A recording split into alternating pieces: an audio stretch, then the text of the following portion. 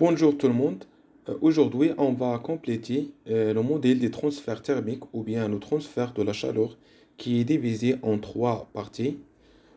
Pour la première partie, c'est le transfert de la chaleur par conduction déjà présenté par Monsieur Tokil.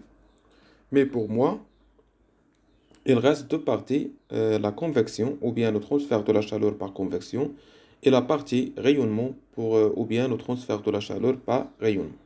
Dans ces conditions-là, on va s'intéresser seulement par le transfert de la chaleur par convection afin de présenter les notions essentielles et utiles. On commence par une introduction. Généralement, le transfert de la chaleur est effectué par la conduction, le rayonnement et la convection comme des modes de transfert de la chaleur. La conduction ou bien la diffusion thermique provoquée par une différence de température entre les régions d'un milieu ou deux milieux en contact et se réalisant sans déplacement global de la matière à l'échelle macroscopique. Comme exemple, lorsqu'on chauffe une plaque métallique ou bien de fer par l'une de ses extrémités et après un certain temps, lorsqu'on touche l'autre extrémité, on sent qu'elle devient chaud. Donc, il y a un transfert de la chaleur de l'une des extrémités vers l'autre extrémité, sans déplacement de la matière. Par contre, la convection est due au déplacement des particules, comme ça, des atomes, des molécules dans un milieu fluide, c'est-à-dire liquide ou gaz. Comme exemple, comme vous voyez dans l'enceinte suivante, lorsqu'on chauffe l'enceinte par le bas, par exemple, il y a déplacement des particules de l'eau, comme ça, et qui porte la chaleur de ce point-là à ce point-là. Donc, pour la convection, il y a déplacement des particules dans le milieu qu'on étudie. Enfin, il reste le rayonnement. Le rayonnement, c'est l'interaction entre matière qui doit être solide, liquide ou gaz avec les ondes électromagnétiques. Tout simplement, la chaleur est transmise du soleil vers la Terre ou bien les radiations émises par les fours. Pratiquement, ces trois modes de transfert thermique sont présents en même temps. Mais ce n'est pas le cas lorsqu'on étudie un cas particulier d'une manière isolée. C'est juste pour simplifier les problèmes et de mettre en valeur les méthodes de calcul propres à chaque mécanisme de transfert de chaleur. Par exemple, pour chaque mode de transfert de la chaleur, il y a des méthodes de calcul de quelques grandeurs physiques. Mais pour le cas général, c'est-à-dire que les trois modes sont présents, le problème dans ce cas devient très compliqué. Alors, la connaissance des mécanismes de transmission de la chaleur au moyen des solides et des milieux environnants est obligatoire pour résoudre les problèmes pratiques. Ici, on a un mire qui est solide et à côté des murs, on a l'environnement est formé par l'air. Normalement, l'air, c'est un gaz, on peut dire, milieu fluide. Dans le mire, le transfert de la chaleur est effectué par la conduction. Au-delà du mire, le transfert de la chaleur est effectué par la convection, car on a déplacement des particules fluides au niveau de l'environnement. Très proche au mire, on a une couche de fluide ici, se déplace à vitesse faible. Dans ce cas, la conduction est prépondérante. Loin des murs, on a une couche de fluide en mouvement. Couche fluide en mouvement. Dans ce cas, la convection est prépondérante. Pour les deux modes de transfert de la chaleur, il y a un transfert thermique mesuré par un flux de chaleur ou bien par une quantité de la chaleur notée qui, comme ça, une quantité de la chaleur qui est transmise de ce milieu-là vers ce milieu-là. Voilà, rappel sur la définition des trois modes de transfert. On considère deux milieux, milieu 1 et milieu 2. Milieu 1 de température T1 et milieu 2 de température T2, tel que la température T1 supérieure à la température T2. Donc, il y a une quantité de la chaleur qui est transmise du milieu 1 vers le milieu 2. On désigne par qui la quantité de chaleur transmise entre le milieu 1 et le milieu 2, l'unité de la quantité de chaleur, le joule.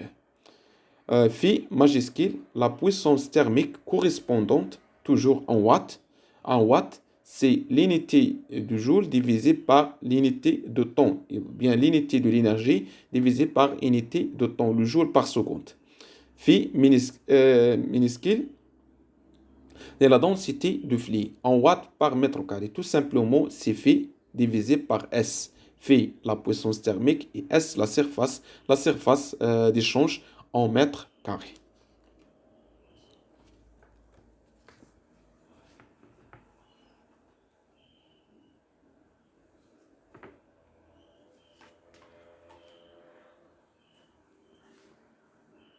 Mais il y a quelques questions qui se posent. Pourquoi on a un transfert de la chaleur du milieu 1 vers le milieu 2? Euh, il faut prendre en considération les principes de thermodynamique, mais généralement, le système est formé par le milieu 1 et le milieu 2, cherche un état d'équilibre thermique. Donc, il faut prendre en considération la conservation de la quantité de chaleur totale échangée et aussi le sens du flux de chaleur lors de l'échange thermique. Voilà, la thermique se propose de décrire quantitativement l'évolution des grandeurs caractéristiques du système, à savoir le champ de température.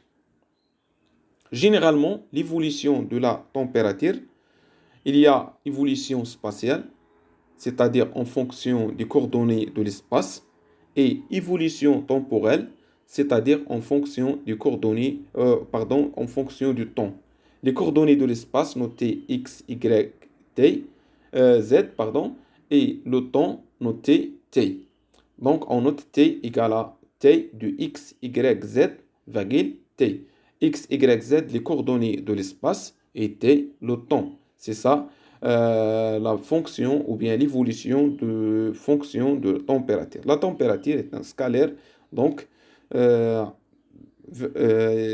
a des valeurs correspondantes parfois à chaque position ou bien à chaque point.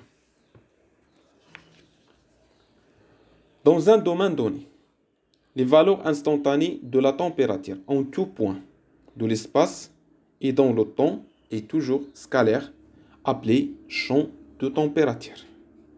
Maintenant, on va définir le gradient de température. On commence par la surface isotherme. Qu'est-ce qu'une surface isotherme? Une surface isotherme représente une surface telle que la température reste la même en tout point. La température des surfaces isothermes reste la même et des valeurs de température identiques. Un gradient de température est une variation de la température par unité de longueur, c'est-à-dire dérivée de la température par unité de longueur. Le long du normal à la surface, le long de l'axe normal perpendiculaire à la surface isotherme. Comme exemple ici, on considère une surface isotherme de température T0 comme ça, S, une surface isotherme de température T0, c'est-à-dire la température en ce point égale à la température en ce point, etc., etc. Donc, le gradient de la température est noté grade T, vecteur gradient, perpendiculaire, et N, vecteur unitaire, qui est perpendiculaire à la surface isotherme. Alors, le gradient de la température égale la dérivée de la température par rapport à la normale, c'est-à-dire ρ T divisé par ρ N fois N. N vecteur. N, c'est un vecteur unitaire, perpendiculaire à la surface S, ou bien normal à la surface S. Et ρ T divisé par ρn, la dérivée de la température le long de la normale. Notez bien. Parfois, on dérive par rapport à un axe, soit variable, soit x, soit y, soit z. Si ça orienté par l'axe des x, on pose ici ρt divisé par ρx. C'est ça orienté par l'axe des y, on note ρt divisé par ρy. C'est ça orienté par l'axe des z, on note ρt par rapport ρz. Et le vecteur n, c'est le vecteur qui oriente l'axe. L'axe des x, on a i, l'axe des y, on a g, l'axe des z, on a k. Tout simplement, ce sont des notations. L'expression du flux de la chaleur.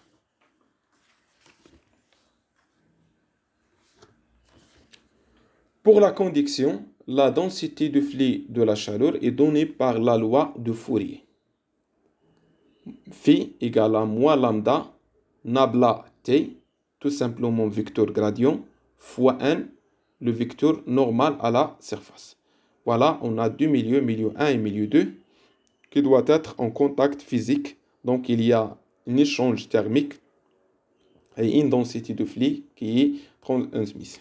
Donc, phi égale à moins lambda nabla t fois n. Lambda, la conductivité thermique du milieu. Nabla t est le vecteur gradient, ou bien le gradient de la température, et n la normale à la surface isotherme. Alors, le flux de chaleur par conduction est donné par l'expression suivante. Phi égale à, normalement, petite phi minuscule fois S, qui donne moins lambda fois S nabla T fois N. Avec nabla T, le vecteur gradient qui est donné comme ça, ρ divisé par ρx fois I, vecteur, plus ρ divisé par ρy fois G, vecteur, plus ρ divisé par ρz fois K, vecteur, désigne le vecteur gradient. Lambda, la conductivité thermique, N désigne la normale à la surface isotherme S. La densité de flux de chaleur à la section de passage est donnée par phi égale à grand phi, phi majuscule, la puissance divisée par la surface d'échange qui est égale à moins lambda nabla t fois 1 déjà donné dans, précédemment. Un désigne la normale à la surface. Par exemple, lors de la conduction, lorsqu'on chauffe une plaque métallique par l'une de ses extrémités, comme ça, et on mesure la température à l'aide d'un thermomètre, on remarque que la température de ce point est plus élevée par rapport à ce point. Mais il y a transmission de la chaleur de ce point-là vers ce point-là, sans déplacement de la matière. C'est ça, le transfert thermique ou bien de la chaleur par conduction. Maintenant, on passe au cas des transferts de la chaleur par rayonnement. Normalement, ce n'est pas le cas d'aujourd'hui, mais le flux de transfert de la chaleur est donné par l'expression suivante. Sigma fois S fois T1 à la puissance 4 moins T2 à la puissance 4. Et sigma, la constante de Stefan Boltzmann. Donc, on passe à expliquer la convection ou bien le transfert de la chaleur par convection parce que l'objectif d'aujourd'hui est d'expliquer le phénomène des transferts de la chaleur par convection. La chaleur par convection, je rappelle que la convection est un mode de transfert d'énergie ou bien transfert thermique ou de chaleur qui se produit uniquement au sein des fluides, des liquides ou des gaz lorsqu'on a des particules en mouvement.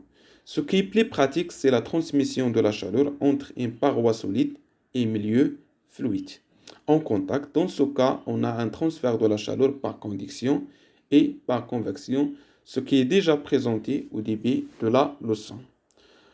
Le phénomène de transfert de la chaleur résulte du couplage entre trois modes d'échange thermique.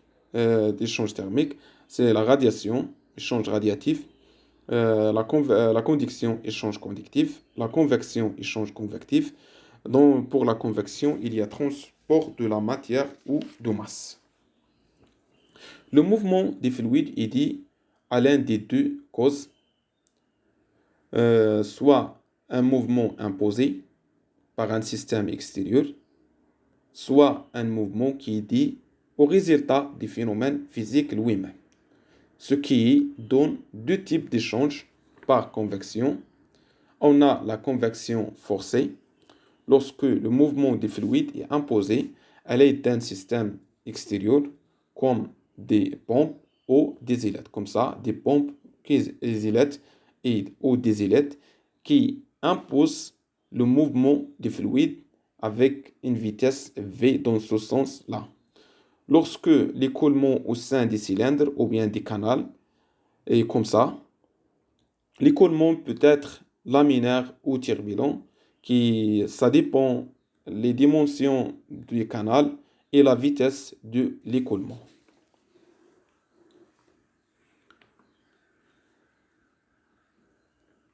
Notez bien, selon les caractéristiques du problème, voilà, l'écoulement est dans ce sens-là. La vitesse des fluides, c'est ça les caractéristiques du problème. Les dimensions des cylindres, le régime de convection qui doit être laminaire ou turbulent. Pour l'autre cas, on a la convection libre ou naturelle. Tout simplement, on n'a pas un système extérieur qui impose la vitesse des fluides, mais le mouvement des fluides est dû au phénomène de transmission de la chaleur lui-même. Comme exemple, le cas suivant, il y a déplacement des particules sous forme de turbulents, cela dit au phénomène de transfert de la chaleur lorsqu'on chauffe par le bas. Mais pourquoi le déplacement des particules? Comme vous voyez dans la deuxième figure, on a deux plans à température T égale à T0, ici à température T égale à T1, tel que T1 supérieur à T0, donc on chauffe par le bas. Généralement, lorsqu'on chauffe un fluide, la densité des particules diminue et elle devient moins lourde. Puis elle monte vers le haut. Elle devient moins lourde. La densité ou bien la masse des particules, elle monte vers le haut. Et lorsque les particules refroidissent, sa densité augmente et elle devient plus lourde par rapport à le cas précédent. Et elle descend vers le bas pour réchauffer de nouveau. La répétition de ce mécanisme donne un mouvement des fluides, comme déjà montré dans le premier cas. La répétition, un mouvement sous forme de turbulents. Maintenant, on a défini deux types de convection. Convection forcée ou libre ou naturelle. Le phénomène de convection peut être en régime laminaire ou turbulent, selon les caractéristiques du problème physique. Alors, quel que soit le type de convection, naturelle ou forcée, et quel que soit le régime de convection, laminaire ou turbulent, le flux de la chaleur est donné par la loi de Newton, comme ceci.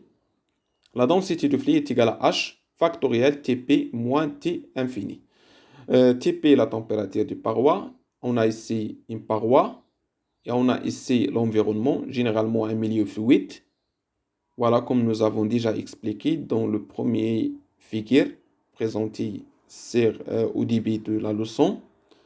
Le fluide est caractérisé par une température T infinie, vitesse du fluide V infini. Voilà, la densité de flux de chaleur est donnée par ça. H, le coefficient multiplié par la différence de température entre la température des parois et la température du fluide. Phi, la densité de flux de chaleur transmise par convection en watts par mètre carré.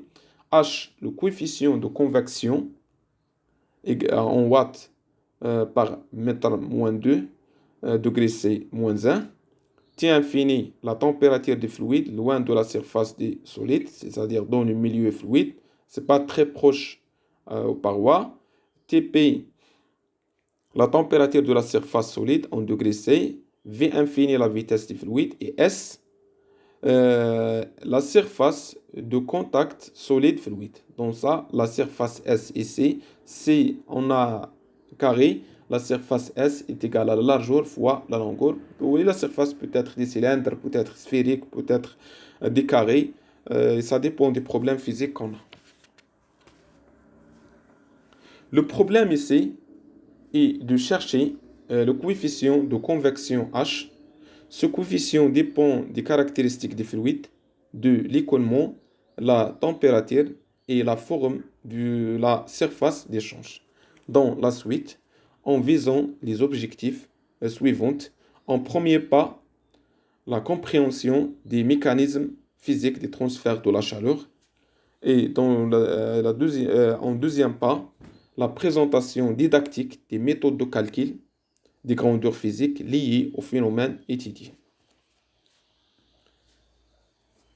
Le nombre de Nusselt. Généralement, le transfert de la chaleur est examiné par le calcul du nombre de Nusselt qui représente un rapport entre l'échange conductif et l'échange convectif, c'est-à-dire l'échange par conduction et l'échange par convection, au voisinage d'une paroi. Maintenant, on commence à déterminer les expressions du flux de la chaleur pour les deux modes. Pour la conduction et au voisinage de la paroi, c'est-à-dire Y égale à 0. Voilà, Y la perpendiculaire aux parois, supposons que ça, la paroi, et Y orienté vers le haut, c'est ça, Y égale à 0 au voisinage des parois. Y est orienté par le vecteur G, comme ça. Donc, la densité de flux est donnée par la relation suivante. Moins lambda fois nablaté, le vecteur gradient de la température, fois n, la normale à la surface. N, c'est tout simplement G. Et nabla, comme j'ai déjà dit, est égal à rho t divisé par rho x fois i, plus rho t divisé par rho y fois g, plus rho t divisé par rho z fois k, tout multiplié par g. Le produit scalaire de deux vecteurs perpendiculaires. Dans ce cas, on considère un repère autonomie directe. Voilà. Donc, G est perpendiculaire à I, le produit scalaire égal à 0, et perpendiculaire à K, le produit scalaire égal à 0. Donc, il reste G. Voilà. Et puisque le vecteur G est vecteur unitaire, donc le produit scalaire de deux vecteurs unitaires est égal à 1. Donc, phi égale à moins lambda rho t divisé par rho y, tout ça pour y égale à 0. Au voisinage de y égale à 0, au voisinage de la paroi. C'est-à-dire, c'est la paroi comme ça, y comme ça, donc au voisinage de la paroi. Voilà. Alors, là, le flux de la chaleur, on multiplie la densité par S. Donc, phi égale à moins lambda fois S, fois le T divisé par le Y, tout ça, la variation de la température, ou bien la dérivée de la température par rapport à Y au voisinage de Y est 0. Notez bien, on prend en considération la conservation de la chaleur lors de la transmission de la chaleur, ou bien lors de cet échange. Donc, le flux par conduction égale à le flux par convection.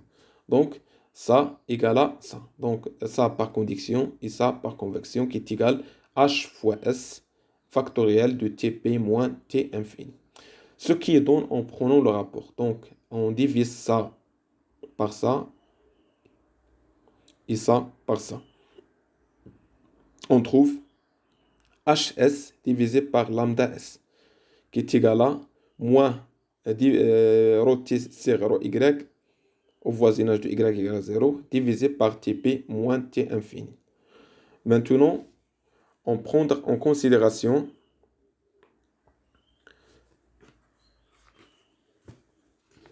la surface S égale à L fois L. Pour le cas de surface carrée, L fois L, L au carré, et on remplace S par L fois L, et on va simplifier par une seule L, et on trouve HL sur lambda L est égal à ça. Ce qui donne HL sur lambda, on va simplifier par L ici. Donc, on trouve HL divisé par lambda qui est égal à ça sur ça. Normalement, qui est égal à le nombre de Nusselt. Voilà, remarquez ici, la température par unité de longueur, et c'est la variation de la température par unité de longueur. Ce nombre-là, c'est un nombre sans dimension, ou bien on dit adimensionnel, qui s'appelle le nombre de Nusselt.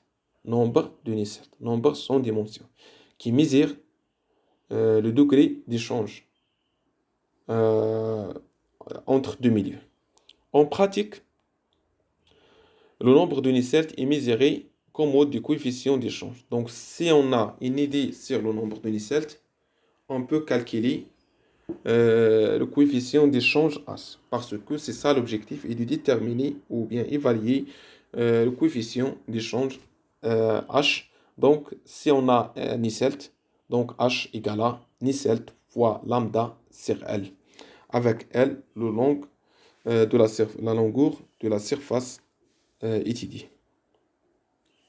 Voilà l'évaluation des coefficients d'échange de chaleur par convection. Pour évaluer les coefficients d'échange de la chaleur par convection, il existe 4 méthodes générales pour déterminer ces coefficients-là. On a la résolution analytique des équations, les études approchées de la couche limite, voisinage des parois, l'analyse dimensionnelle combinée avec les expériences, résolution numérique des équations aux dérivées partielles. Dans la suite, on va étudier l'analyse dimensionnelle combinée avec ou bien l'analyse adimensionnelle combinée avec les expériences pour évaluer les coefficients d'échange de la chaleur par convection à la suite d'une autre vidéo. Et on s'arrête à ce niveau-là pour l'autre vidéo.